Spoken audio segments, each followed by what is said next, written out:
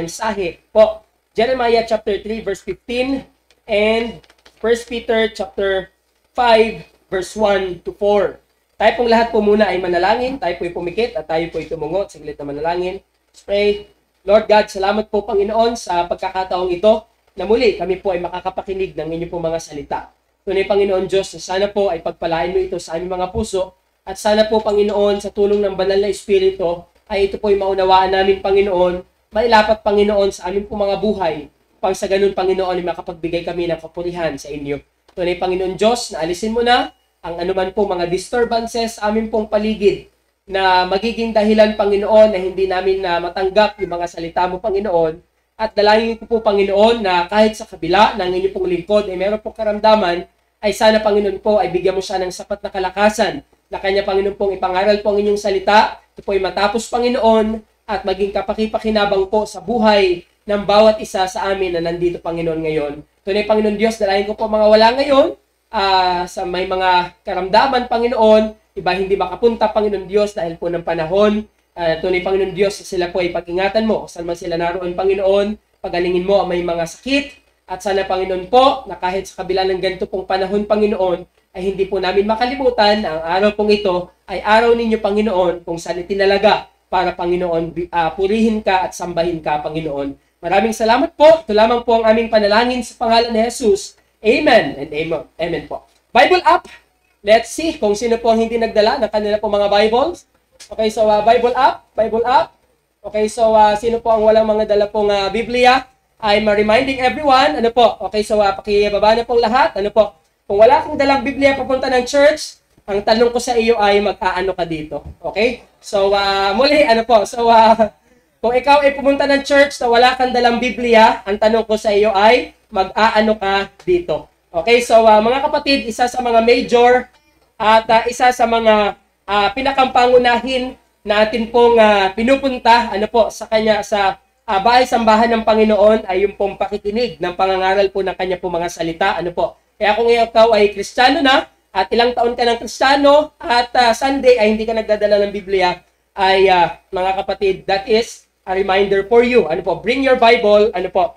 At yan ang ating idinadalo at ipinupunta tuwing araw po ng linggo. Ano po? Ngayon pong umaga, I have decided to preach on the subject about pastoring or shepherding. Ano po? Hindi ko alam kung aware po ang bawat isa na ngayon pong buwan ng October ay ito po ay buwan kung saan po ay ina-appreciate sa buong mundo ang lahat po ng mga pastors. Ano po? That's why ang Pastors Appreciation Month, ito po ay ginaganap po tuwing buwan po ng October. That's why ngayon pong araw na to, since ngayon po ay last preaching ni Pastor, because next Sunday, si Brother Jake na po ang ating pong tagapagsalita. Ano po? So I'll grab this opportunity para po mangaral ano po, patungkol po sa pastoring or shepherding. Ano po, since this month we are celebrating Pastors Appreciation Month. Ano po, at salamat nga po sa mga lingkod ng Diyos sa buong mundo na kanya pong ginagamit para po pangunahan ang kanya pong mga anak. At ngayon po umaga ay akin pong pinamagatan ang pag-aaral ng salita ng Panginoon, Pastor, the Shepherd of the Church. Ano po, pwede po bang basa?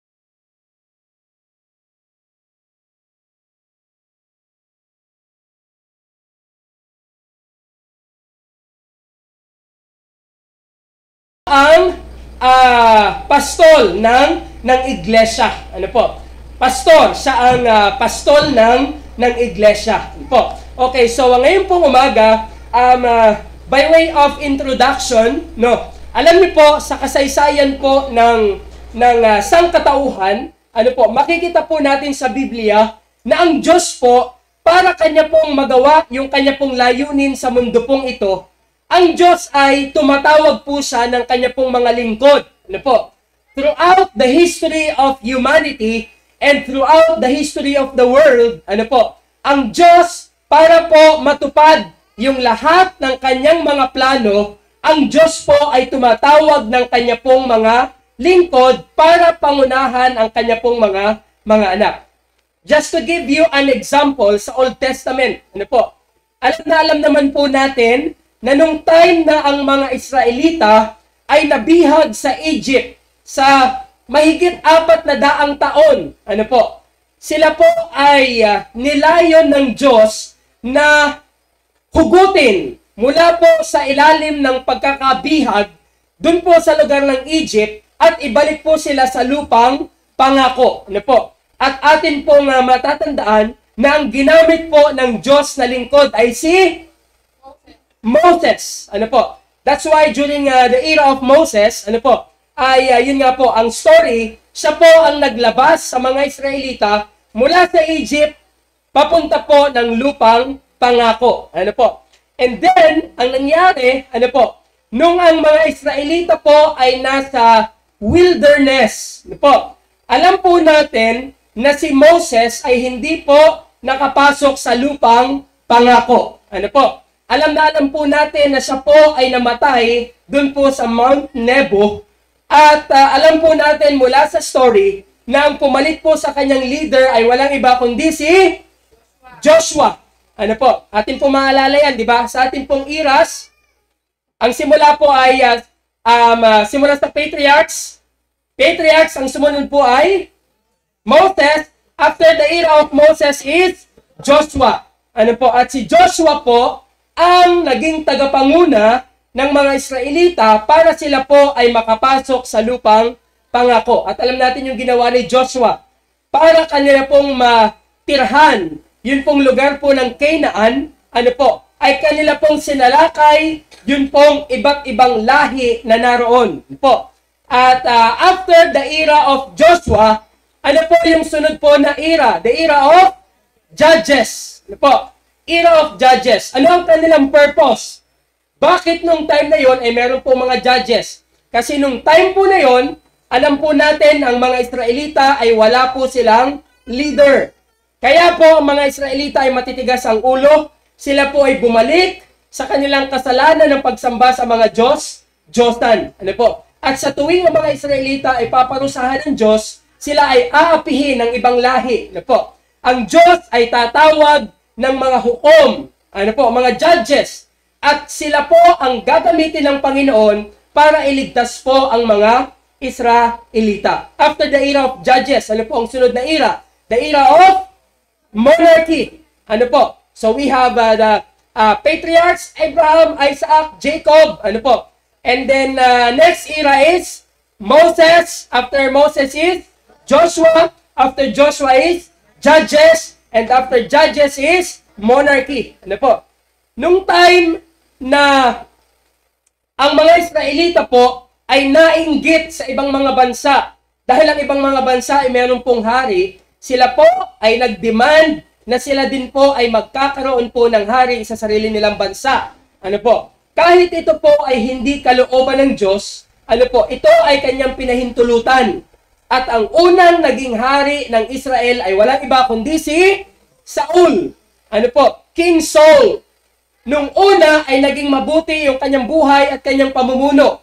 Subalit kalaunan siya po ay naging palalo. Ano po? At siya po ay hindi naging maayos ang buhay sa harap ng Panginoon. Siya po ay pinilitan. Ang second king ng Israel ay walang iba kundi si David. Ano po? And later on, ang pumalit kay David ay yung kanyang anak na si Solomon.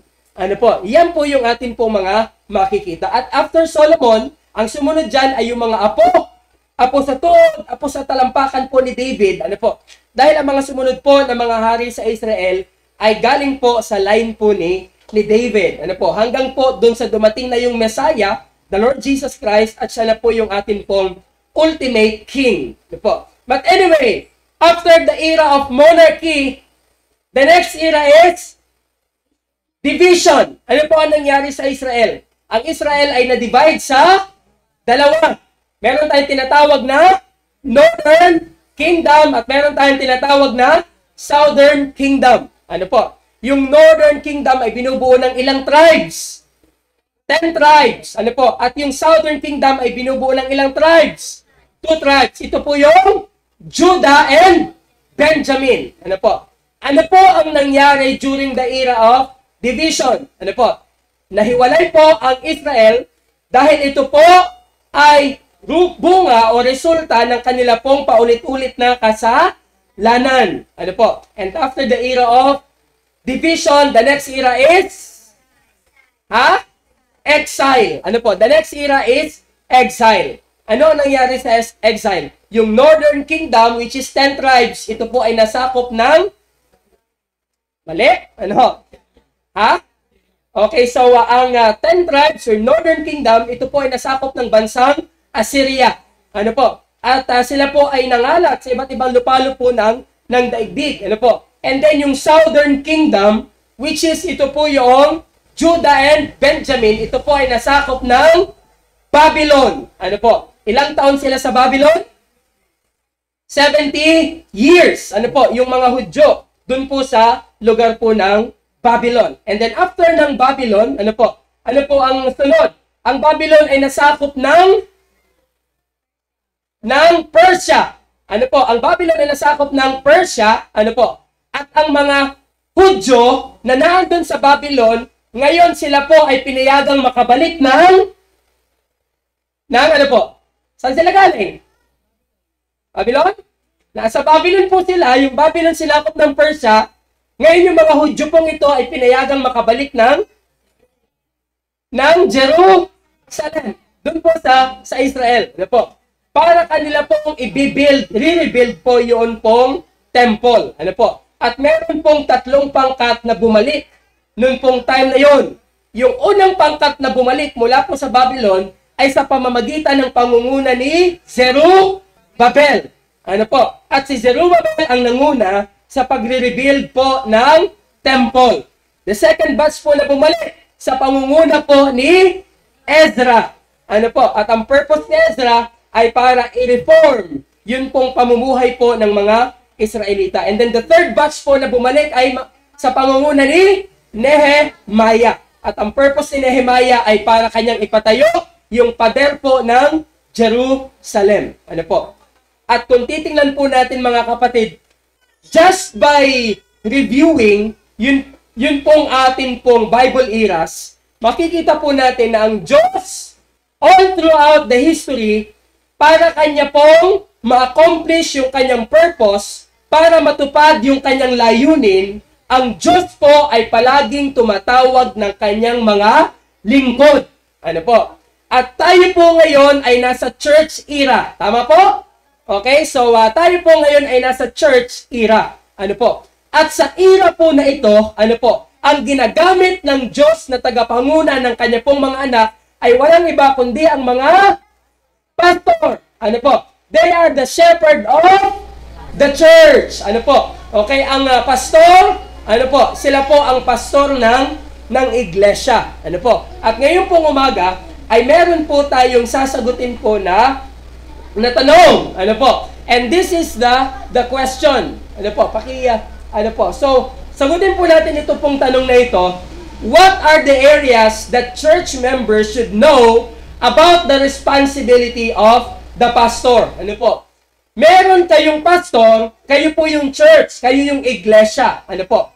At bilang miyembro ng isang church, ng isang iglesia, ano ang mga bagay na dapat nating malaman patungkol po sa responsibility ng pastor na inilagay ng Diyos sa atin? Ano po? Kayo po, ano po? In fact, ay ito pong mensahe pong ito po talaga ay para po sa inyo. Dahil ito po ay alam ko na, ano po, and the purpose kung bakit po natin ito tatalakayin ngayon pong umaga, ay para sa inyong mga members, ano po, malaman ninyo ang responsibility ng inyong pastor, at yun yung ine-expect nyo sa inyong pastor na dapat kanyang matapat na ginagawa. Ano po?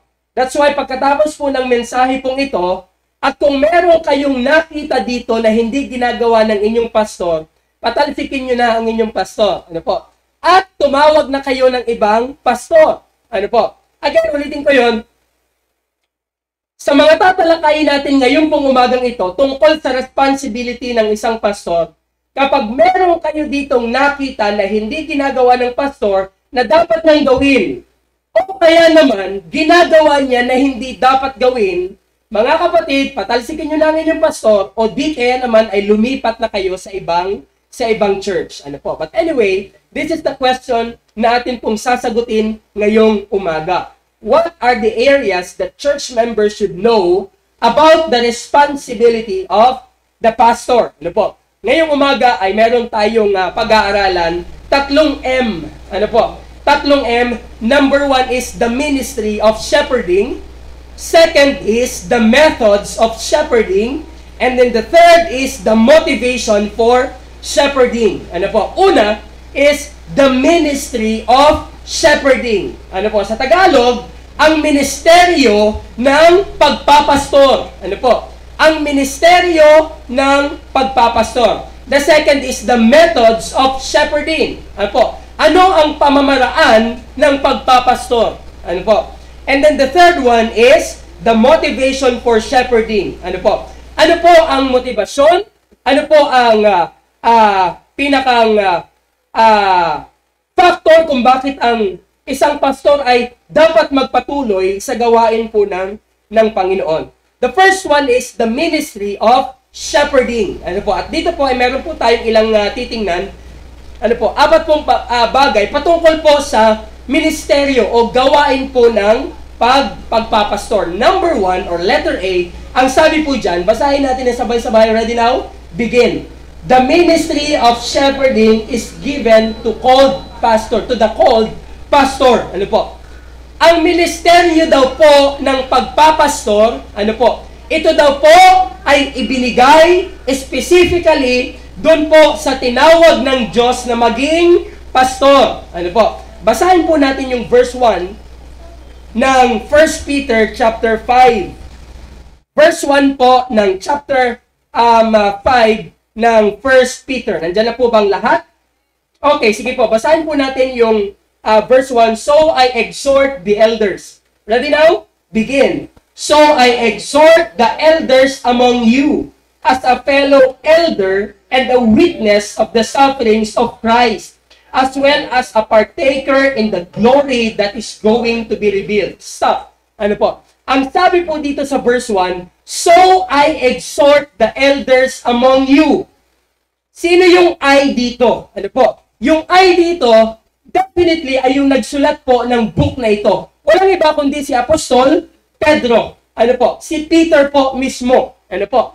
At ang utos ay kanya pong ibinibigay sa mga elders. Now, take note. Ang sabi po doon sa verse 1, so I exhort the elders among you.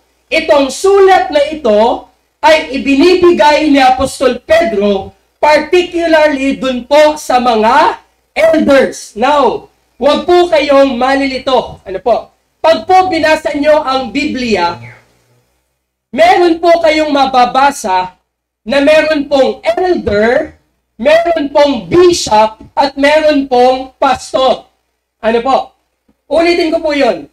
Sa Bible, sa New Testament, ay meron po kayong mababasa na meron tinatawag na pastor, meron pong tinatawag na elder, at meron pong tinatawag po na bishop. Huwag po kayong malilito. Itong tatlong ito, ano po? Ito po ay tatlong magkakaibang terminologies, subalit ito po ay tumutukoy sa iisa lamang na tao. Ano po? Pag sinabing pastor, ano po? Yung pastor mismo, ang kanyang role is to feed the flock. Ano po? Pag yung pastor ay tinawag na elder, ang ibig sabihin, yung pastor, ang kanyang role is counseling, guidance. Ano po? At kapag po yung pastor, tinawag siyang bishop, ang kanya pong role is administration or leadership. Ano po? Kaya po, ito pong term na pastor, shepherd, elder, o kaya naman po ay bishop, ito po ay tatlong magkakaibang salita, subalit tumutukoy po ito sa iisang tao. Ano po? Ang ibig sabihin ay ganito po. Yung pastor, tinatawag siyang shepherd dahil ina-expect sa kanya na siya ay tagapanguna at tagapakain sa mga tupa. Ano po? Pangalawa, yung pong pastor ay tinatawag na overseer. Ano po? Overseer, sapagkat ang duty po ng pastor, ano po? Ang duty po ng pastor is to oversee. Ano po? Yun pong flock po ng Panginoon. Ano po? At yung isa naman po is bishop, elder. Ang role ng pastor po is counseling and leadership. So ito po yung mga qualities, ano po, role na ine-expect natin na dapat ginagawa ng atin pong pastor. At ang sabi po dyan, the ministry of shepherding is given to the called pastor. Ano po? Hindi po lahat ay tinawag na maging pastor. Ano po? Sadyang ang church ay meron lamang pong pastor. Ano po? At ang bawat isa na hindi pastor ay meron pong kanya-kanyang function sa church. Kaya nga po ang church ay tinatawag pong body of Christ. Ano po? Iba-iba tayo ng function, iba-iba tayo ng role sa church. Ano po? At tandaan po natin ito na yun pong ministry ng shepherding ay ibinigay po ito dun po sa tinawag ng Diyos na magpastor. Question: Pastor, paano po natin malalaman na ang isang tao ay tinawag ng Diyos para sa isang full-time na paglilingkuran? O siguro kung meron sa inyo mga kabataan, babae o lalaki, that might be contemplating kung kayo ay tinawag ng Panginoong Diyos sa full-time ministry or hindi. Ano po? Papaano ba malalaman na ako o kayo po ay tinawag din ng Diyos sa isa pong full-time na paglilingkuran? Tandaan po natin ito. Sa panahon po natin ngayon, ang pakikipag-usap ng Diyos ay hindi nakatulad nun pong pakikipag-usap niya nun pong mga una pang panahon. For example, nung tinawag po ng Diyos si Moses, ang Panginoon po ay nagpakita sa kanya sa pamamagitan ng isang puno na umaapoy subalit hindi natutupok.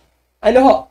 At sa Old Testament time particularly makikita po natin na ang Diyos po ay directly nakikipag-usap doon po sa mga lingkod niya na kanyang tinatawag para siya po ay paglingkuran. Now, ngayon pong era po natin ay iba. Hindi na natin po ine-expect ang Panginoon na mula sa langit siya po ay magsasalita o di kaya naman ay makaka-experience tayo ng mga himala para tayo ay kausapin po ng Panginoon para ipaalam sa atin kung tayo ay tinatawag po sa full-time ministry. Now ngayon, Pastor, papaano po malalaman kung ikaw ay tinatawag ng Panginoon sa full-time ministry? Isa lamang po. Ito po yung tinatawag nating desire. Ito po yung tinatawag nating desire. Ang sabi po ni Apostol Pablo kay Timothy, doon po sa 1 Timothy chapter 3. Ang sabi po niya, if any man desires the office of a bishop, pagkatapos ay kanya pong binigay doon yung mga qualities, yung mga characteristics na dapat ipossess ng isang bishop. But anyway, kanya pong ginamit yung salita po na desire. Paano mo malalaman na ikaw ang tinawag ng Diyos sa full-time ministry? Ito po yung palatandaan. Wala kang pagnanasa na gawin ang ibang mga bagay, maliban na lamang na paglingkuran ng Panginoon. And that is proven and tested po sa buhay po ng inyong lingkod. Noon pong ako po ay nag-graduate po ng maritime. At yan naman po talaga yung pinangarap ko para po sa aking sarili. At nung ako po ay nakasampa sa barko at nakapagtrabaho for 8 months. Noon pong ako po ay nagtatrabaho doon, nung pormero ay na-enjoy ko yung akin pong pagtatrabaho. Pero kalaunan ay tinanggal ng Diyos sa aking puso yung aking desire na gawin yung mga ginagawa ko dun sa barko at pinalitan yon ng Panginoon ng desire para siya po ay aking paglingkuran. Nung time na ako po ay nasa barko, can you imagine, ako po ay nagtitik-tik ng kalawang. Pero yung akin pong isip, gusto kong umuwi sa bahay, gusto kong pumunta ng church, sumama sa mga Bible studies at mga ministries. That is what I desired. Noon pong nalaman ko na ako po ay tinawag ng Panginoon sa kanya pong gawain to become a pastor, at maglingkod sa Kanya in the full-time ministry. Ang meron lamang po na masasabi kong palatandaan na alam kong tinawag ako ng Diyos, meron akong desire sa aking puso na paglingkuran ng Panginoon at wala na akong pagnanasa pa, wala na akong desire pa na gawin ang iba pang mga bagay. That's why if anyone among you here is contemplating kung kayo po ay tinawag ng Diyos para sa isang full-time na paglilingkuran katulad po ng inyong pong pastor, kung meron kang desire na maglingkod sa Panginoon at wala ka ng ibang gustong gawin sa buhay mo kundi yun lang, malamang sa malamang 99.9% ikaw po ay tinawag ng Panginoon sa kanya pong gawain. Ano po? And I believe si Brother Jake, ayan din po yan yung kanyang sasabihin. Ano po? Kung tatanungin natin siya kung paano niya nalaman kung siya po ay tinawag po ng Panginoon, I believe na kanya din pong sasabihin na ang palatandaan niya na siya po ay tinawag ng Panginoon sa full-time ministry ay wala na siya nakagustuhan, wala na siyang kagustuhan pang gawin ang iba pang mga bagay, maliban na lamang na paglingkuran ang Panginoon. If that is your desire, sa mga kabataan po na nandito, ano po, if that is your desire, and if that is your only desire sa inyong buhay, maybe, ano po, o malamang sa malamang, kayo din po ay tinawag ng Panginoon sa full-time ministry. At kapag ka po pag-uusapan natin ang ministry po ng shepherding, tandaan po natin ito. The ministry of shepherding is given to the called pastor. Ano? Kung ikaw ay hindi tinawag na maging pastor, hindi ka po pwedeng maging pastor. Ano po? Hindi ka po pwedeng maging pastor. Second, letter B. Ano po? Na makikita po natin dyan. Basahin po natin. Ready now? Begin. The ministry of the pastor is particularly the church. Ano ho? Ang ministeryo o gawain po ng pastor ay very particular. Ano po? Very exclusive. At ang gawain po ng pastor ay walang iba kundi ang kanya pong iglesia. O yung tinatawag po natin na church. Ang sabi po dito sa verse 1, pwede po bang basahin po natin lahat until verse 2. So I exhort, ready now? Begin. So I exhort the elders among you as a fellow elder and the witness of the sufferings of Christ, as well as a partaker in the glory that is going to be revealed. Shepherd the flock of God that is among you, exercising oversight, not under compulsion, but willingly, as God would have you, not for shameful gain, but eagerly. In verse 2, binanggit po doon yung pong salitang the flock of God. Ano po? Sa Tagalog po ay kawan ng Diyos. At ito pong flock of God po na ito ay wala pong ibang tinutukoy kundi po yung church. At kapag pag-uusapan po natin ng church, mga kapatid, ang church po ay grupo ng mga tao na tinawag ng Diyos sa kaligtasan. Ano? Tinawag ng Diyos sa kaligtasan at tinawag ng Diyos sa iisang layunin, yun po ay ang magbigay ng kapurihan po sa Kanya. At kung titingnan po natin sa text, iniuutos po ito ni Pedro sa mga elders, sa mga pastors. Ano po? Na ang kanila pong trabaho ay yun pong flock of God o yung pong church na tinatawag. Kaya po ang pastor ay dapat tawagin na isa pong full-time minister. Ano po? Dapat ang pastor ay walang ibang inaasikaso kundi po ang kapakanan po ng iglesia. Ano po? Ang pastor ay tinawag ng Diyos hindi po para mag-business. Ano ho? Ang pastor ay tinawag ng Diyos hindi po para mag-engage sa kahit anuman pong mga trabaho sa mundo pong ito, kundi ang pastor po ay tinawag ng Diyos para asikasuhin po ang mga bagay-bagay patungkol po sa kanyang iglesia. Ano po? Kaya po may mga ibang mga pastors na naku-question yung kanila pong pagpapastor. Dahil may iba pong mga pastor ng ibang mga church, ano po, na bukod po sa kanila pong pagpapastor, ay meron silang ibang inaatupag sa kanilang buhay. Ano po? Merong mga pastor na engage sa iba't iba pong mga businesses. Ano po? Meron po mga pastor na engage sa iba't iba pong mga bagay, iba't iba pong mga trabaho.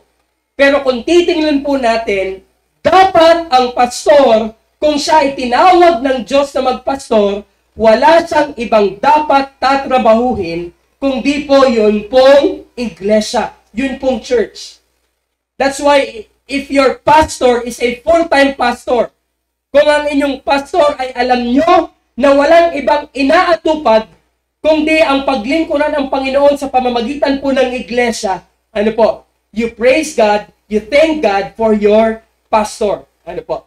The third thing natin pong makikita po about the ministry of shepherding, the third one is, ready now? Pakibasa po natin, ready? Begin. The ministry of the pastor should be driven by willingness. Ano? Yung una, the ministry of shepherding is given to the called pastor.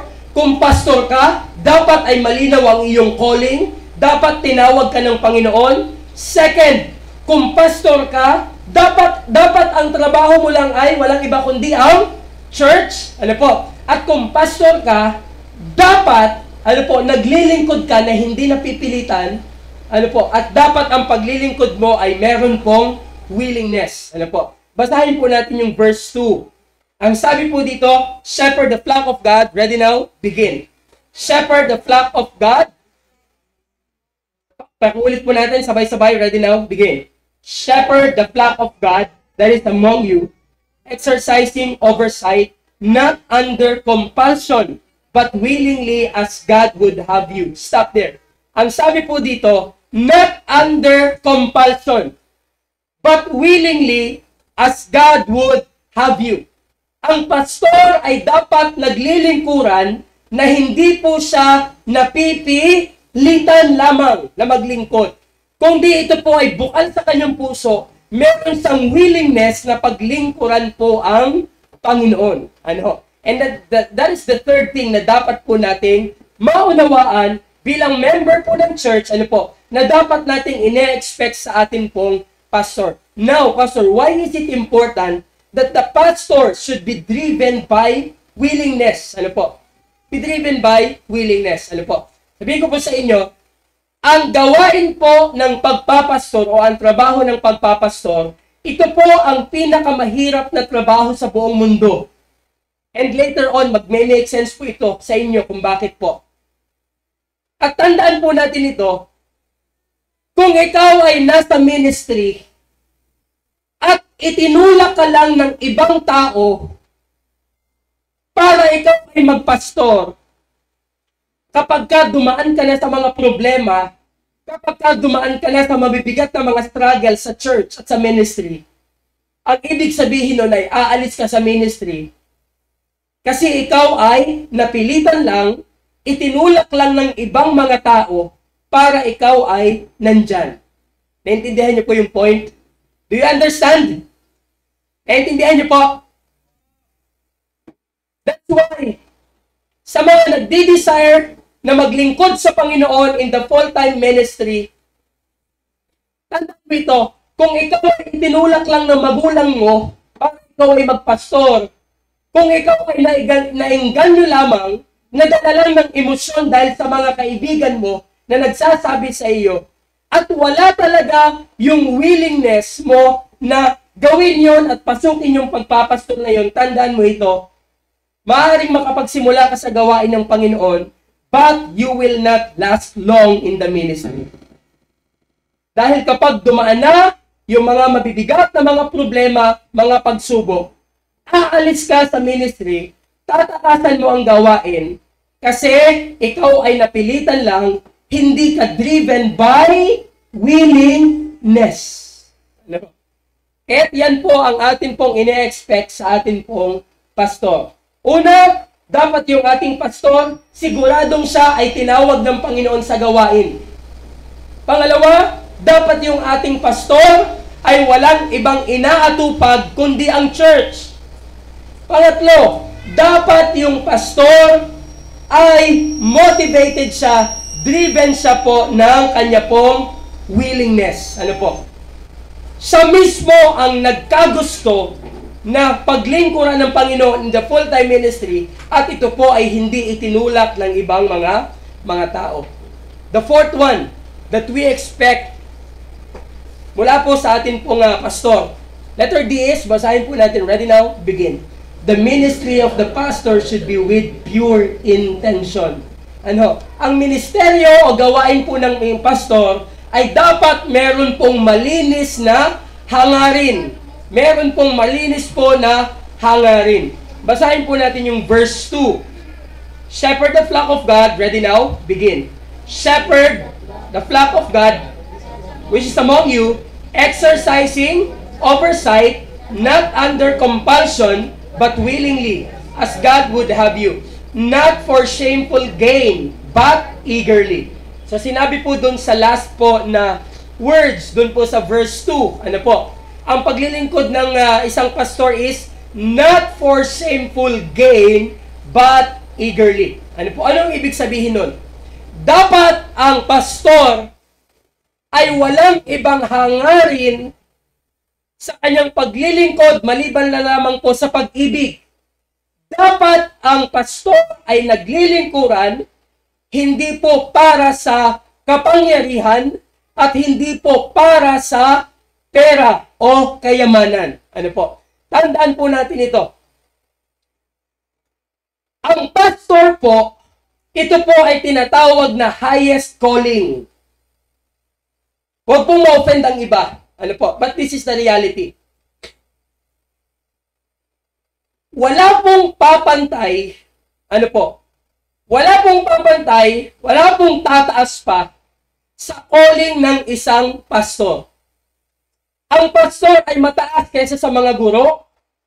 Ang pastor ay mas mataas kaysa sa mga engineers. Ang pastor ay mas mataas kaysa sa mga architect. Ang mga pastor ay mas mataas kaysa sa sino mang businessman. Ang pastor ay mas mataas sa sino mang politika. At ang pastor po ay mas mataas even sa presidente po ng isa pong bansa. That is the reality. Pastorate is the highest calling. At alam niyo po mga kapatid, dahil ang pagiging pastor ang pinakamataas na calling sa mundo pong ito, ang pagpapastor din po ang isa sa mga napakadelikadong trabaho sa mundong ito. Ulitin ko po yun. Dahil ang pastor ang may pinakamataas na posisyon sa mundong ito, ang pastor din po ay nanganganib na mahulog sa mga katakot-takot na mga kasalanan na pwede niyang pagkahulugan kung hindi niya pag-iingatan ang kanyang sarili. Saang area, pastor? Pwede pong ang pastor ay maging impure sa kanyang intention. Una ay sa authority. Di ba ang pastor ay napaka-authoritative? Meron pong isang pastor, and I don't like to quote the name, sabi niya, sa sobrang taas ng pagiging pastor, sobrang tayog na posisyon. Ang sabi niya, minsan ang salita ng pastor ay pwede mong idugsong sa Biblia.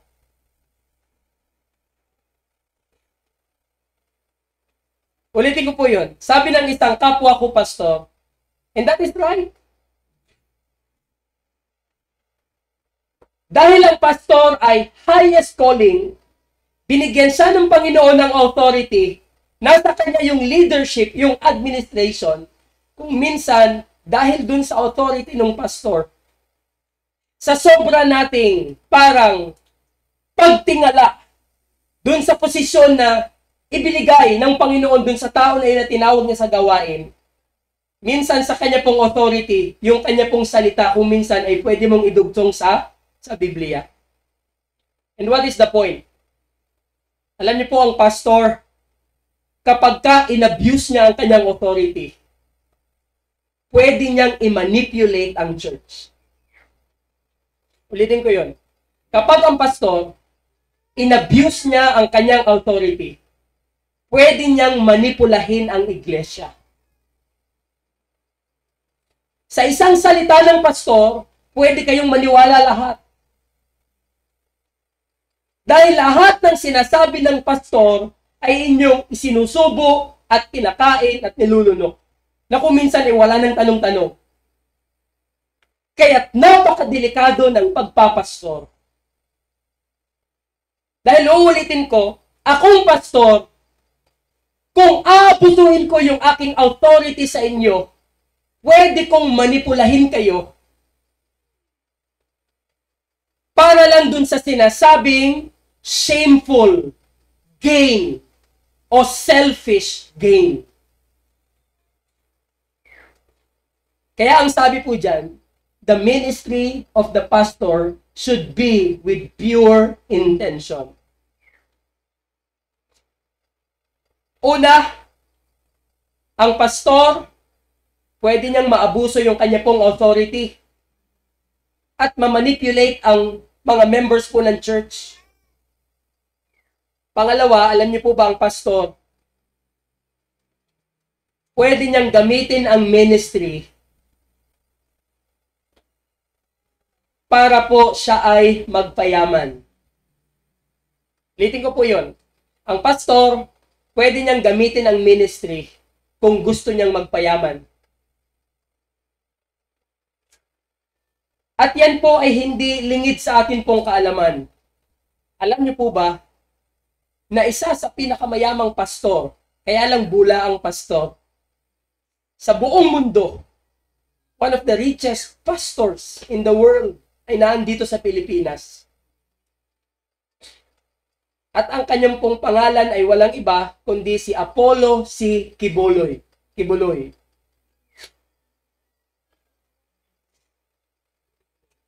Siya po ay wala sa ministry sa kasalukuyan, sapagkat alam po natin yung nangyari sa kanya sa balita, na siya po ay ikinulong dahil sa patong-patong po na mga kasong isinampa po sa kanya. At isa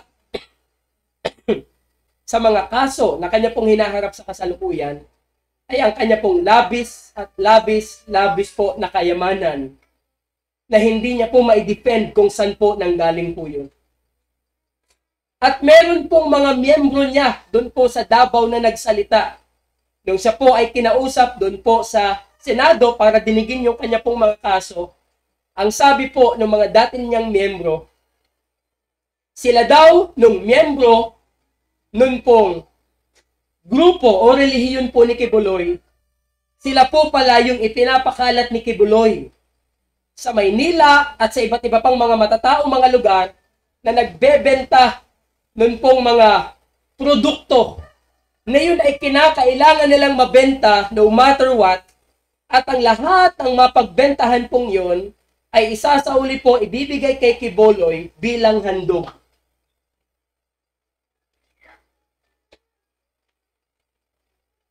That's why, mga kapatid, isa sa dapat ingatan ng pastor ay yung kanya pong intention kung bakit siya naglilingkuran sa Panginoon. Dahil ang pastor, una, po pwede niyang gamitin ang authority niya para i-manipulate ang mga members ng church. Dahil lahat ng sasabihin ng pastor, pinaniniwalaan. Dahil ang salita ng pastor ay makapangyarihan sa pandinig ng mga miyembro ng church. At pangalawa, kung ang pastor po ay hindi careful, po pwede pong mahulog ang pastor sa greed po ng pera. Pwedeng ikayaman po ng pastor ang gawain at gamitin ang gawain ito para makuha niya kung ano po ang kanyang gusto. Hindi po totoo yung mga kasabihan sa labas, sa ministry ay walang pera. May mga taong nagdi-discourage dun sa mga papasok pa lang ng Bible school para mag-enter sa full-time ministry. At ang discouragement Huwag kang mag-full-time ministry, huwag kang magpastor. Walang pera dyan. Mga kapatid, gusto kong pabulaanan yun. It is wrong to say that in the ministry there is no money. Because if you will remember, ang ministry, ito po ay pagmamay-ari ng Diyos. Amen? Paano ito mawawala ng pera? Diyos may-ari nito. May-ari ng langit at ng lupa. There is money in the ministry. At kung ang pastor ay sakim, makasarili, at silaw sa pera, pwede niyang gamitin yung pagpapastor niya para sa sarili niyang ikayayaman, makuha niya ang gusto niyang makuha.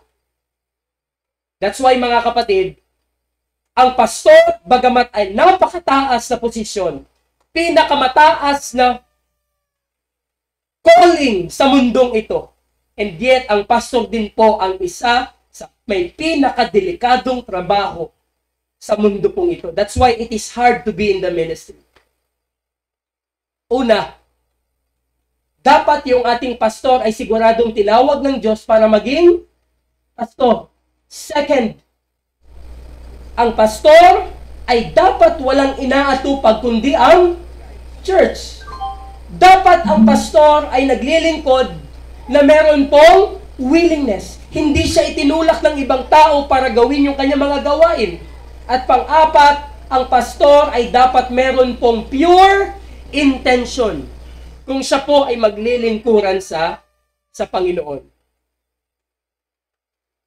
As I have said kanina, kung ang mga tatalakayin natin dito mga kapatid, kung nakita nyo dito,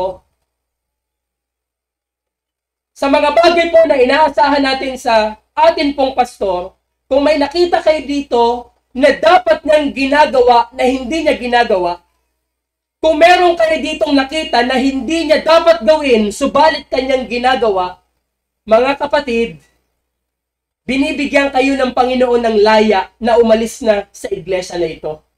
To find another church and another pastor. Pero mga kapatid, kung sa atin pong mga bagay na natalakay ngayon pong umagang ito, nakita niyo dito na yung dapat na ginagawa ng isang pastor ay ginagawa niya, at yung hindi niya dapat gawin ay hindi niya nga ginagawa. Mga kapatid, you have no reason to step out of this church, but you have all the reason to love, support, and submit to your pastor. Amen? Pero kung yung inyong pastor, una, wala siyang malinaw na calling. Pangalawa, kung yung inyong pastor ay merong ibang inaatupag, merong ibang pinaglalaanan ng lakas at oras maliban sa church, kung yung inyong pastor ay napipilitan lamang na maglingkod sa Panginoon, at kung yung inyong pastor, ginagamit niya yung authority niya para i-manipulate kayo, kung yung inyong pastor, ginagamit niya yung authority niya para payamanin ang kanyang sarili sa pamamagitan po ninyo, mga kapatid, wala na kayong dahilan pa para irespeto yung pastor na yon. And in fact, meron kayong kalayaan to curse that pastor and leave the church. Pero uulitin ko po, kung yung inyong pastor, meron siyang calling, ang kanyang gawain ay focus lang sa church, hindi niya kailangan inuman para sa maglingkod dahil willing siyang paglingkuran ng Panginoon kahit mabigat yung gawain. At kung yung inyong pastor, hindi niya ginagamit yung position niya para i-manipulate kayo, at yung inyong pastor, hindi niya ginagamit yung pagiging pastor niya para perahan po kayo, mga kapatid, you thank God for your pastor. Amen?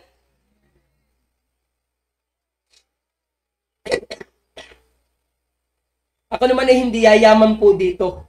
Ano po? Pero pwede. Ha? Hindi ako yayaman dito, pero pwede. Kung aabusuhin ko lamang po. At mga kapatid, kung inabuso ko ang aking authority at pinerahan ko lang kayo for the past years, milyonaryo na ako. Dahil milyon na din po ang naging budget ng church na ito.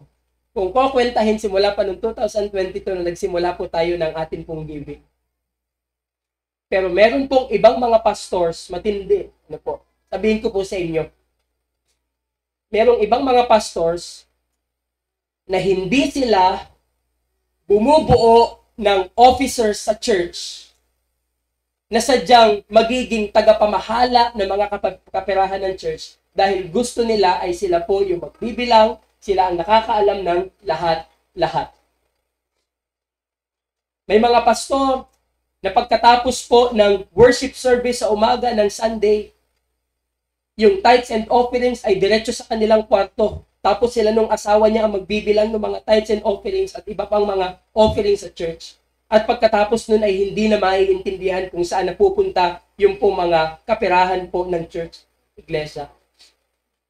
Simula po nung 2022, nung nagsimula po tayo ng atin pong giving dito sa church, never, even once, na yan pong pagkuha ng tithes and offerings na yan, even ang pagbibilang, ay pinakaialaman ng inyo pong pastor.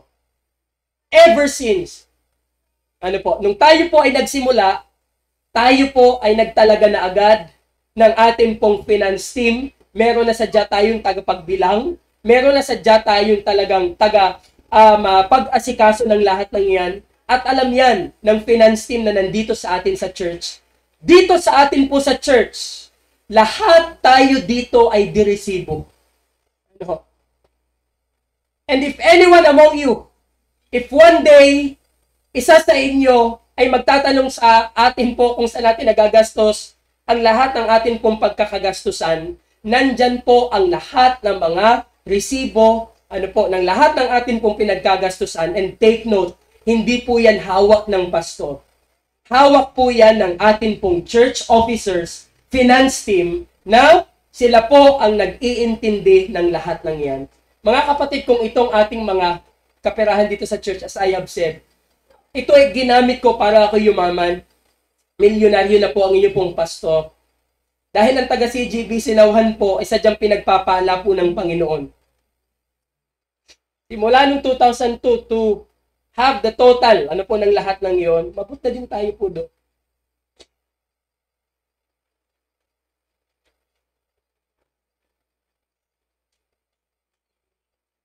The second thing natin pong pag-uusapan ngayon pong umaga pong ito, not only the ministry of shepherding, but second, the methods of shepherding. The methods of shepherding. Ano ang pamamaraan, ng pagpapastor ng iglesia? Makikita po natin yan sa verse 3. Basahin po natin yung 1 Peter chapter 5 verse 3.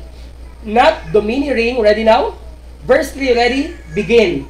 Not domineering over those in your charge, but being examples to the flock. Not domineering over those in your charge. Ang ibig pong sabihin yan sa Tagalog, ang pastor ay hindi niya dapat dinodomina. Yun pong iglesia. That's why, natin pong makikita dyan, or letter A, pastors should lead through his godly example. Number 1, letter A, pastor should lead through his godly example. Yan. Pastor should lead through his godly example. Ang sabi po niya dito sa verse 3, not domineering over those in your charge, but being examples to the flock. Ang sabi po diyan sa Tagalog ay, ang pastor, hindi niya dapat dinodomina yung pong iglesia. Kung di ang sabi doon, dapat siya po ay isang magandang ehemplo sa iglesia o dun po sa church. Bakit ito sinasabi ni Apostol Pedro? Bakit sinabi niya na ang mga pastor, hindi niya dapat dinodomina ang iglesia? Kasi po muli, katulad po nung akin pong sinabi kanina, meron pong tendency na kapag ang pastor, ay hindi maayos, pwede niyang gamitin ang authority niya para manipulahin ang bawat isa sa atin. Kaya ang sabi ni Pedro sa mga elders, sa mga pastors na kanya pong sinulatan, kung kayo ay magpapastor, hindi po kayo po pwedeng mag-dominate sa inyo pong flock. Dahil ang may-ari po ng church ay hindi pastor, ang may-ari po ng church ay walang iba kundi ang Panginoong Hesukristo. Amen? Kahit walang karapatan ng pastor, na siya ay umasta, na para bang siya ang may-ari ng iglesia. Wala pong karapatan. Dahil ang may-ari po ng iglesia ay ang Panginoon. Bagkos ang pastor po ay tinawag ng Diyos para manguna. At sa kanyang pangunguna ay dapat po sa pamamagitan po ng kanya pong example. Ano po? Ito po sa mga church members. Huwag niyong gagawin ang isang bagay na sinabi ng inyong pastor na hindi niyo naman nakita na kanyang ginagawa. For example, palagi-lagi sa atin pong LD, we are checking our 5 habits of spiritual disciplines. We check every day kung kamusta tayo sa word ng Panginoon, prayer and personal worship, church fellowship, ministry, giving, and all. Ano po? At lahat ng yan, ay ine-expect ng pastor na ginagawa natin ng matapat. Subalit, kung hindi po ninyo nakikita na yung sinasabi ng pastor sa inyo ay kanya pong ginagawa, ay di wag din po kayong sumunod. Dahil ang sabi dito, dapat ang pastor, ang kanya pong leadership is through his godly example. Dapat lahat ng sasabihin ng pastor ay ginawa niya na muna bago pa niya sabihin sa iba o bago pa niya ipag-utos sa iba.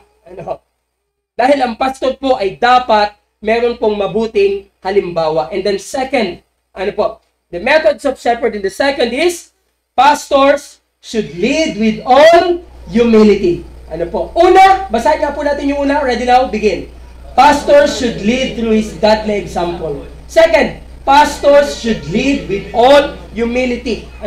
Nung sinabi niya po dito na being examples to the flock, ang pattern po or ang ultimate natin na example ay walang iba kundi ang ating pong Panginoong Hesus Kristo. Dapat yung pastor makikita sa kanya yung character traits ng Panginoong Hesus Kristo, lalo tigit yun pong pagpapakumbaba. O yung tinatawag po nating humility. Kung mayabang ang inyong pastor, umalis na kayo sa church. Pero kung yung pastor nyo, sinasabi niyang pogi siya at walang hihigit doon, hindi siya nagyayabang. Nagsasabi lang ng katotohanan. Amen?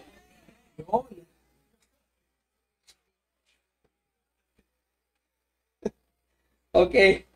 Ginamit na ang authority. You see, na-manipulate ko na kayong lahat. Sa pamamagitan lang ng salita. That is how powerful I am. Na kung gagamitin ko ito, posisyon na ito, I can manipulate you all. Pero ang sabi po dito, kung meron tayong gustong tingnan sa isang pastor, ang pastor ay meron siyang pagpapakumbaba, humility. Pastor na hindi mayabang, pastor na simple ang pamumuhay, payak, pastor na marunong din mag-ulam ng tuyo, pastor na marunong din mag-ulam ng sinabawang malunggay na may itlog at bawang, Pastor na marunong ding magkamay kapag kumakain. Because pastors should lead with all humility. Kung meron sa atin dito, na dapat kakitaan ng mga character traits ng ating pong Panginoong Jesucristo, although it is expected na tayong lahat should live a Christ-like life. Pero kung meron sa atin dito na higit na inaasahan na kakitaan ng mga ugali na katulad ng Panginoong Jesucristo, dapat yun po ay yun pong pastor. It should be the pastor. But I'm sorry, mga kaibigan, hindi ko kayang mamatay sa krus at pasalin ang inyong mga kasalanan. That is the thing that only Jesus can do. Yun po ay isang bagay na Panginoon lang ang makagagawa. That is the kind of humility na siguro is divine humility. Pero somehow dapat yun pong pastor ay kakikitaan po ng papakumbaba. The third one, we have seen the ministry of shepherding. We have seen the methods of shepherding. Dapat ang pastor is a good example. Dapat ang pastor ay kakitaan po ng humility. And then the third one is the motivation for shepherding. Ano po? Ano dapat ang nagmo-motivate sa isang pastor para sa kanyang paglilingkuran? Ano dapat ang nagtutulak sa kanya? Kung hindi pera, kung di authority, o kung ano paman. Ano dapat ang magtulak sa isang pastor para siya ay maglingkod sa Panginoon sa kapakanan po ng bawat isa? Dalawa po. At una, makikita po natin dito, the primary, ready now? Begin. The primary motivation is to see and have the commendation of the chief shepherd. Walang ibang motivation ng pastor, kundi po yung realidad na isang araw, makikita niya din yung kanya pong chief shepherd, which is the Lord Jesus Christ, at marinig mula sa chief shepherd, yun pong commendation na kanyang nagawa ng matapat yung kanyang layunin at kanyang gawain. Makita po natin yan dito po sa verse 4. Basahin po natin. And when the chief shepherd appears, ready now? Begin. And when the chief shepherd appears, you will receive the unfading crown of glory. Stop there. Sino yung tinutukoy na chief shepherd? Ano po? Ang chief shepherd dyan ay walang iba kundi ang atin pong Panginoong Hesu Kristo. Bagamat ang pastor ay tinatawag na pastor, pero tandaan po natin, ang pinakang ultimate shepherd ng church ay walang iba kundi ang Panginoong Jesus. Amen? Kaya yung pastor, kahit siya ay tinatawag na shepherd or pastor, hindi siya talaga yung tunay na shepherd, kundi ang Panginoong Hesukristo. Ang tawag sa inyong pastor ay under shepherd. Ano po? I am a shepherd na ako po ay under shepherd. At ang shepherd na yun ay si Hesukristo. At ang sabi po sa talata, and when the chief shepherd appears, look at the word. Ang sabi doon is appears. Ano? Si Apostol Pedro ay naniniwala sa rapture. Na isang araw, itong chief shepherd na ito, itong Panginoong Jesucristo na ito na pinaglilingkuran sa mundong ito, isang araw siya po ay magpapakita, isang araw siya po ay muling babalik. Ano? At yan po ang pinakang motivation ng isang pastor para paglingkuran niya ang Panginoon. Ano? Yung pastor ay dapat naglilingkuran na ang kanyang motivation isang araw makikita niya din yung chief shepherd.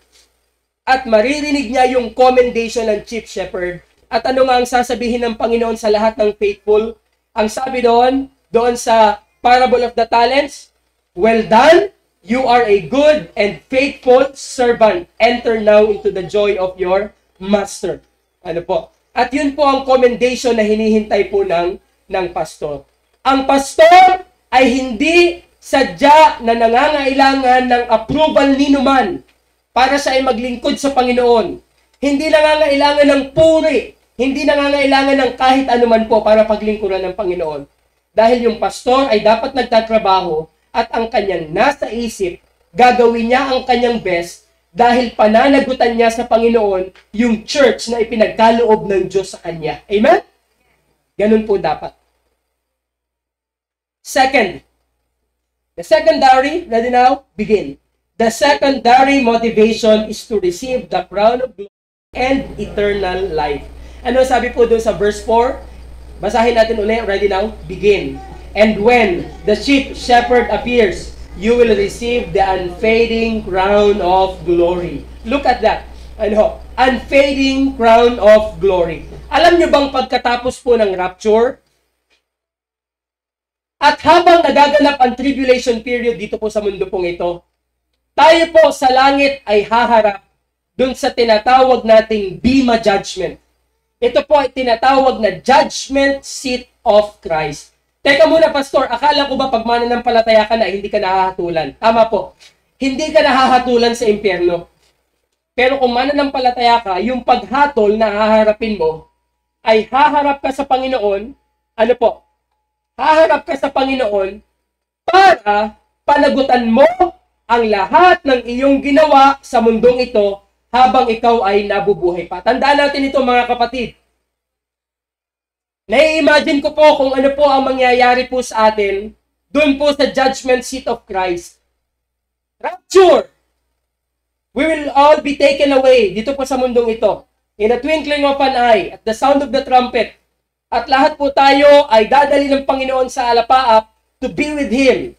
At ang sabi po ng 1 Corinthians chapter 5, we will all appear before the judgment seat of Christ. At sa akin pong sanctified imagination, ito po yung aking naiisip sa judgment seat of Christ. Meron pong isang malaking stage kung saan ay nandun po sa harap ang ating pong Panginoon at tayo po ay isa-isang dadaan doon sa stage na yon para i-flash sa isang napakalaking screen ang lahat ng ating mga ginawang paglilingkuran sa mundo pong ito. At kung ikaw ay isang mananampalataya na wala kang nagawang kahit anumang investment sa mundong ito para paglingkuran ng Panginoon, wala kang anumang naging bahagi sa gawain po ng Panginoon, hindi mo nagamit ang iyong mga kakayanan para paglingkuran ng Panginoon, on that day, naniniwala ako na bagamat ligtas ang mga taong lahat na nando ng mga tao, dahil mananampalataya lahat yon, naniniwala po ako na sa araw pong yon, ay marami din pong iyakan po ang mangyayari.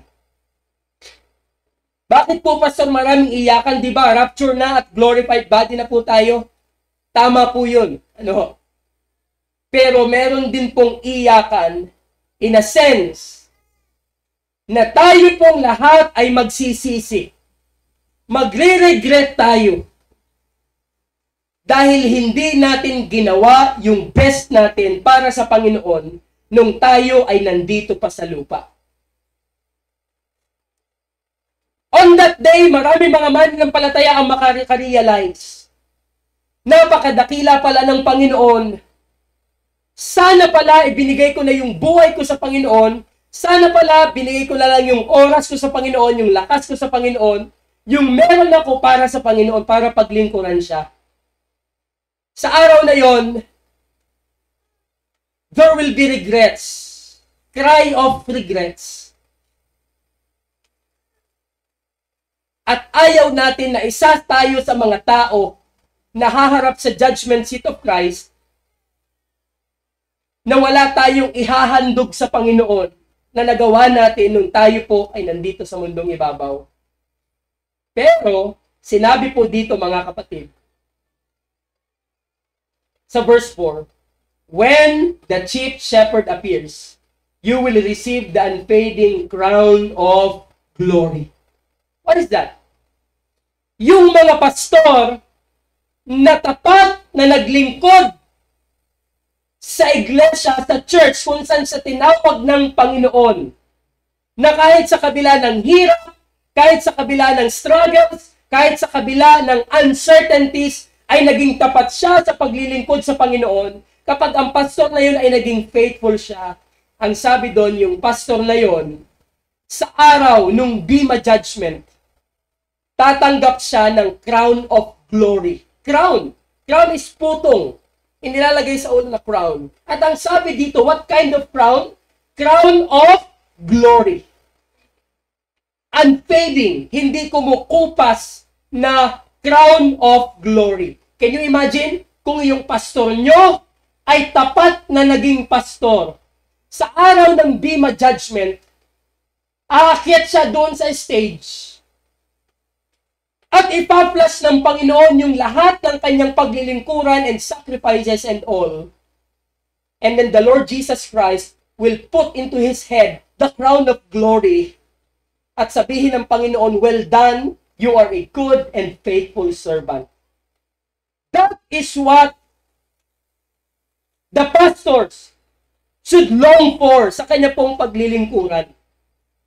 Walang iba, hindi authority, hindi pera, hindi ang posisyon o kung ano paman. Kung di dapat yung pastor ay naghahangad na siya ay pupurihin ng Panginoon, i-commend ng Panginoon sa huling araw. Siguro nagtatanong kayo, Pastor, ano po ang itsura ng crown of glory? And that is the question I cannot answer dahil hindi pa po o wala pang sino man sa atin ang nakakakita na nung crown of glory po na yon. Maghihintay pa tayo ng Bema Judgment, the judgment seat of Christ, bago natin maunawaan yung crown of glory. Pero anyway, ginamit ko po ang akin pong malikot na pag-iisip. Again, my sanctified imagination kung ano itong crown of glory na ito. And as I was thinking, ang glory po sa Tagalog is kaluwalhatian. Kaluwalhatian. At ako po ay nag-iisip na baka itong crown of glory na ito, this is a crown of honor. Ano? A crown of honor. Alam naman po natin yung honor, especially sa mga students. Sa mga students na nagpapagal, sa mga students na nagsusunog ng kilay sa kanilang pag-aaral, alam nyo naman yan, kada end ng semester at kada graduation, meron sadyang ina-awardan na nagbigay ng kanilang best at ibinuhos ang lahat para sa pag-aaral. And as I was thinking, mga kapatid, dahil ang pagpapastor, yan po ang highest calling. Yan po ang highest calling at pinakamahirap na trabaho sa buong mundo. Naniniwala po ako that this crown of glory is the crown of honor. The Lord will honor pastors, shepherds on that day na nagsuko ng buhay sa Panginoon, alang-alang na abutin ang mga kaluluwa na hindi pa nakakakilala sa Panginoon. Amen? That's it. I want to mention this, pero hindi po para lagyan kayo ng, ano ba to, parang utang na loob. Ano? Kasi ako naman po ay naglilingkod at marami po sa atin, in fact ay lahat po sa atin ay nakaka-appreciate sa inyo pong pastor. But allow me to mention this. Maaaring ang inyo pong pastor, hindi siya yung nagsilang sa inyo sa mundong ito. Hindi siya yung nag-alaga sa inyo nung bata pa kayo. Hindi siya yung nagpakain sa inyo. Hindi siya yung nagbihi sa inyo. Para hindi siya yung nagpaaral sa inyo at bumuhay sa inyo. Pero mga kapatid, ganun pa man, kung kayo po ay naligtas, sa pamamagitan po ng pastor, na ginamit ng Panginoon, na nagpaabot sa inyo ng mabuting balita ng kaligtasan ng Ebanghelyo. Gusto ko pong sabihin ito sa inyo mga kapatid, ang nagawa ng pastor sa inyo ay hindi mahihigitan ng sino mang tao sa mundong ito. Ulitin ko po yun not to put any guilt sa inyo pong puso or anuman. Ulitin ko po. Hindi man pastor ang nagsilang sa inyo, nagpalaki sa inyo, nagpakain sa inyo, nagbihi sa inyo, nagpaaral sa inyo, at bumuhay sa inyo. Pero kung yung pastor nyo ang naging tulay, na naipaabot sa inyo ang mensahe ng kaligtasan na nagkaroon kayo ng buhay na walang hanggan, tandaan nyo to. Tandaan nyo po ito. Wala nang mas hihigit pa na tao sa mundong ito sa pastor ninyo. Amen? Bakit? Alam naman natin, ang Panginoong Hesukristo naman talaga ang nagligtas sa atin. Tama?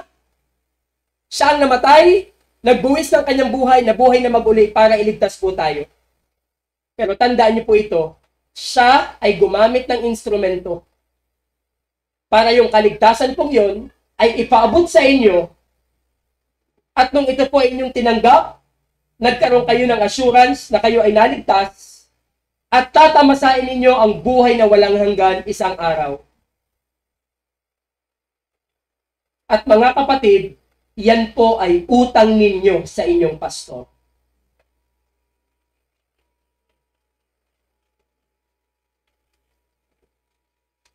And with that, katulad po ng akin pong sinabi po sa inyo, yung ginawa ng pastor sa inyo ay hindi po mahihigitan ng sino mang mga tao sa buhay ninyo. Dahil yung pastor nyo ang ginawang instrumento kung bakit isang araw lalakad ka doon sa streets of gold at tatamasain mo yung buhay na walang hanggan. Yung pastor ninyo ay mas higit kaysa inyong magulang.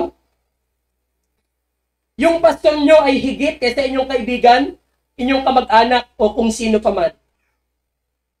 Dahil yung pastor po ninyo ang naging boses ng Panginoon para magkaroon po kayo ng kaligtasan. Pagsamasamahin mo man ang lahat,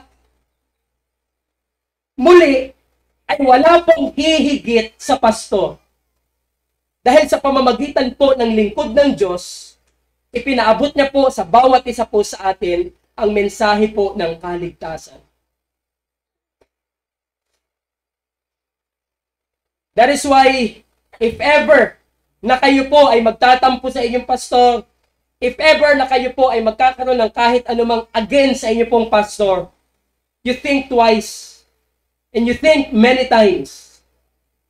Bago mo siraan yung iyong pastor, bago mo i-chismis yung pastor mo sa ibang tao, at sabihin mo ang lahat ng negatibo sa kanya, kaibigan, kapatid, alalahanin mo yung utang na loob mo sa iyong pastor, kung hindi dahil sa kanya, ay hindi na ipaabot sa iyo ang mensahe ng kaligtasan.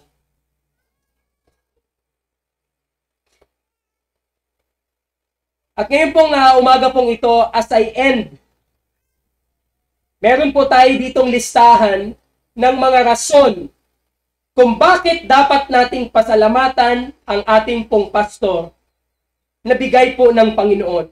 What are some reasons why the church should thank God for their pastors?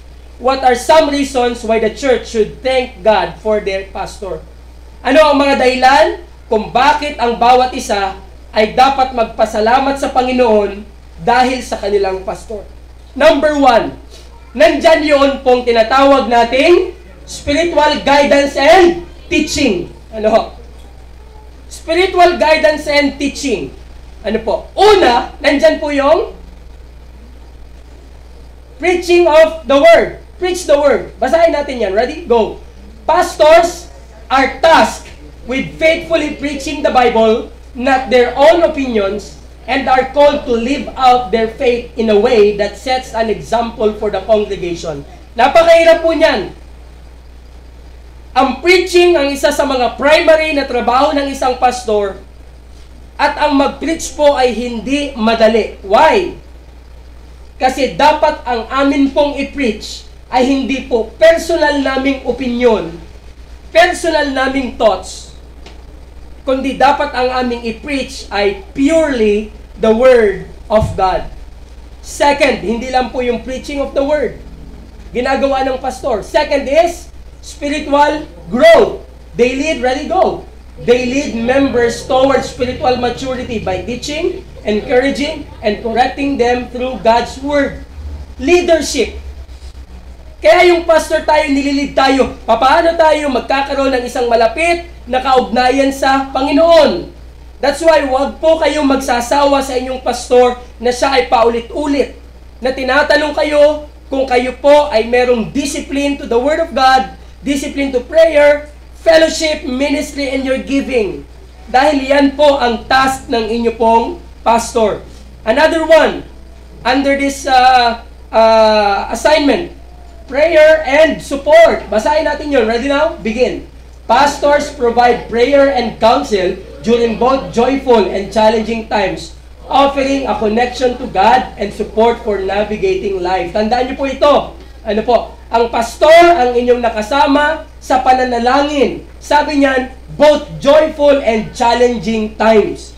Yung pastor nyo ay hindi umalis, sa panahon na masaya ay nandun siya, at sa kalungkutan din naman ay nandun din po siya. That's why, these are reasons, ano po, na pasalamatan po natin ng Panginoon sa pastor na kanya pong ibinigay sa atin. Another one, model integrity. A pastor, ready now, begin. A pastor who lives with integrity and demonstrates courageous faith, even when it's unpopular, provides a powerful example to the church. Ang pastor po ay meron pong integrity na kanyang dinedemonstrate na magiging example po sa bawat bawat isa. Ano po? And then second, hindi lang po atin pong tinalakay yung spiritual guidance and teaching. Second is, nandun po yung kanyang sacrificial service and dedication. Ano po? Ano yung makikita natin under that? Number 1, countless hours. Let's read. Ready now? Begin. Pastors spend many hours.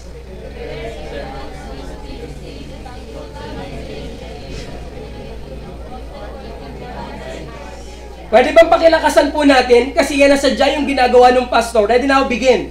Pastors spend many hours preparing sermons, visiting the sick, counseling, and ministering to the community of the organizers.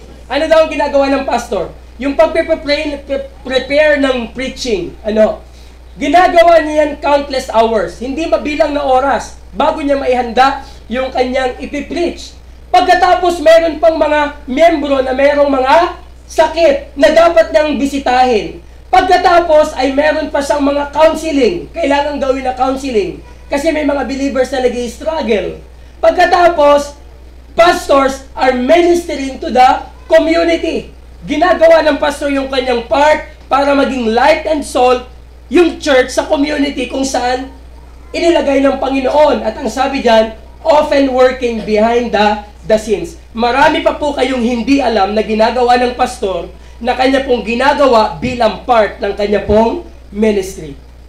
At ginagawa niya yon, anong sabi? Countless hours. Minsan hindi niya na maintindihan kung saan niya pa isisingit yung iba. Nagpatong-patong na kailangan niya mag-aral, pagkatapos ay ang daming mga members na nag-i-struggle, ang daming mga members na mga may sakit, yung iba ay na-hospital. So, marami sa gawain po ng pastor again, hindi niyo na alam yung iba, pero ginagawa niya faithfully behind the scenes. Not only the countless hours. Next is, ready? Shouldering burdens. Okay? Pinapasan ng pastor yung kabigatan ng bawat isa. Basahin po natin yon. Ready? Begin. They carry heavy responsibilities to help in crisis, often bearing the weight of the congregation's struggles and sins. Ganyan kahirap po ang trabaho ng pastor. Yung inyo pong kabigatan ay kabigatan din niya. Yung struggles mo, problema niya. At yung mga kasalanan mo ay problema din niya. Can you imagine? Ganyan po kabigat na stress yung idinudulot ninyong mga miyembro sa inyong pastor.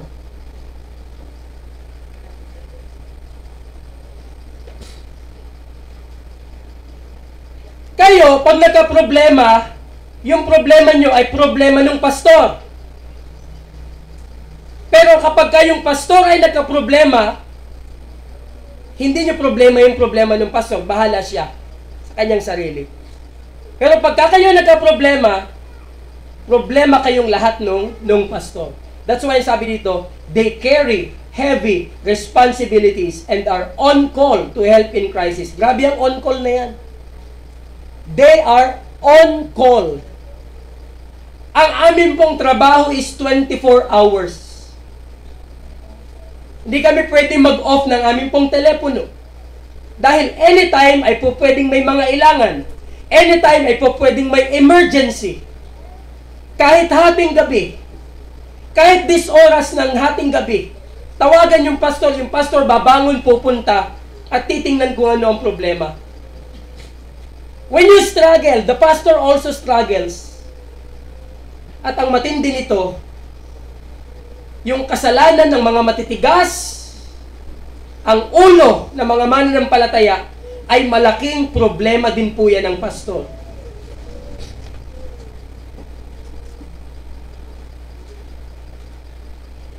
That's why ang mga pastor, kadalasan po, mas pipiliin na lang nila na magdisiplina ng mga miyembrong matitigas ang ulo. Dahil sa katigasan ng kanilang mga ulo, patuloy sa kasalanan, nirebuke mo, sa halip na tumimo, sa halip na ayusin ang buhay, ay mas lalo pang nagwalwal.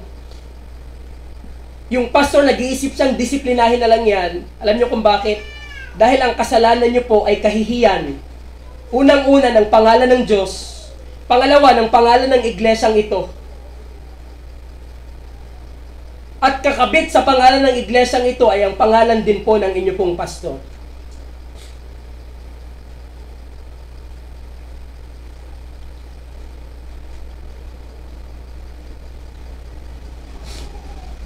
I remember Moses, nung siya po ay nasa wilderness, at dumating din siya sa point na siya ay nagkipag-usap sa Panginoon at nanalangin. Ang sabi ni Moses sa Panginoon, Panginoon, patayin mo na lang ako, kesa pasanin ko ang problema ng mga taong ito na hindi ko naman kaano-ano.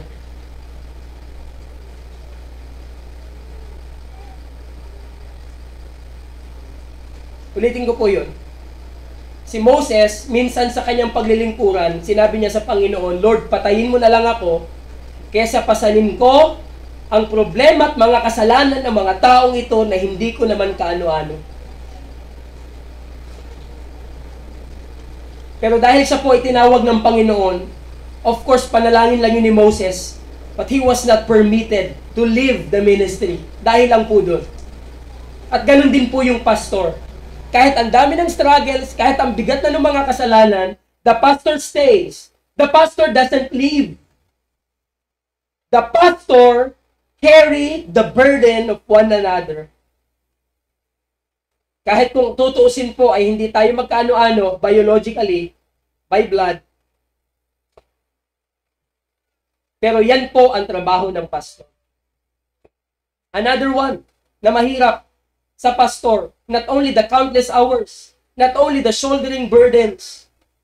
The third one is balancing life. Can we read that? Shall we read right now? Begin. Many pastors work hard to balance their demanding roles with their personal and family lives. A task that often comes with great personal sacrifice. Yan po ang nagiging problema.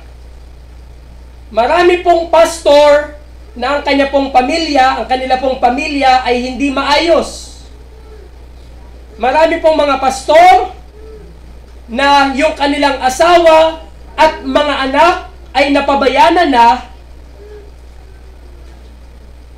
sapagkat lahat ng oras, lahat ng atensyon, panahon, lakas ay naubos na sa mga members sa church, sa congregation. At yan din po ang nagiging problema ng mga asawa ng pastor at mga anak ng pastor sa kanilang ama. Marami pong mga asawa ng pastor at mga anak ng pastor ang galit sa kanilang asawang pastor, tatay na pastor, dahil yung pastor nila madalas sa pagkakataon ay walang panahon sa kanila dahil naubos na sa mga miyembro ng church. At kadalasan pa itong nauubos dun sa mga miyembro ng church na matitigas ang ulo, hindi nakikinig at hindi nagpapasakop.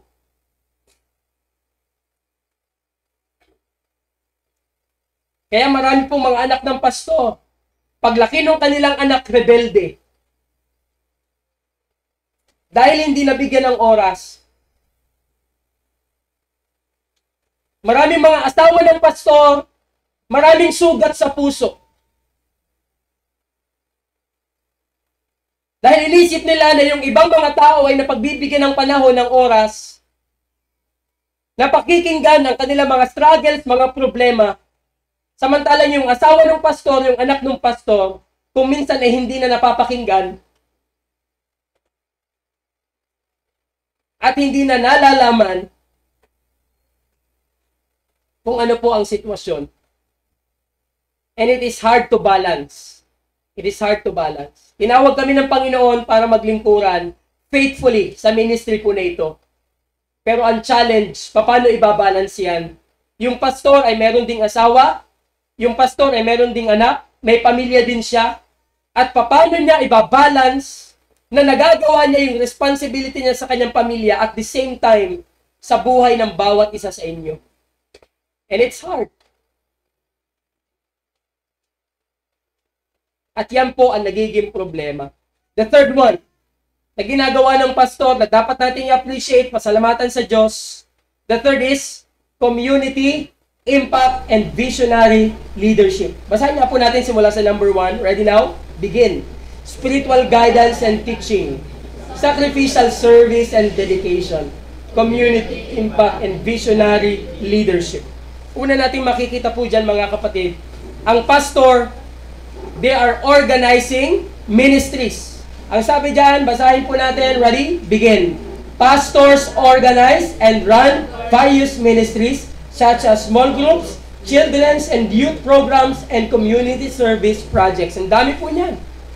At lahat yan ay nasa ilalim ng responsibilidad po ng isang pastor. Another one, serving the community. They actively serve, ready? Begin. They actively serve the local community, showing Christ's love to those who may be struggling with addiction, poverty, and other issues. Problema din ng pastor. Yun pong kumakalat po na addiction, poverty, and other issues po sa community. Another one, encouraging vision. Basahin po natin, ready? Go! A pastor can push members out of their comfort zones to fulfill their God-given purpose and helps build a leadership team. Ang pastor po, ang meron pong vision, magpasalamat po kayo sa Panginoon because your pastor is a visionary. Malalaman niyo po na ang church ay meron pong vision kapag yung pastor alam niya kung ano ang kanyang ginagawa at alam niya yung patutunguhan ng kanyang mga ginagawa.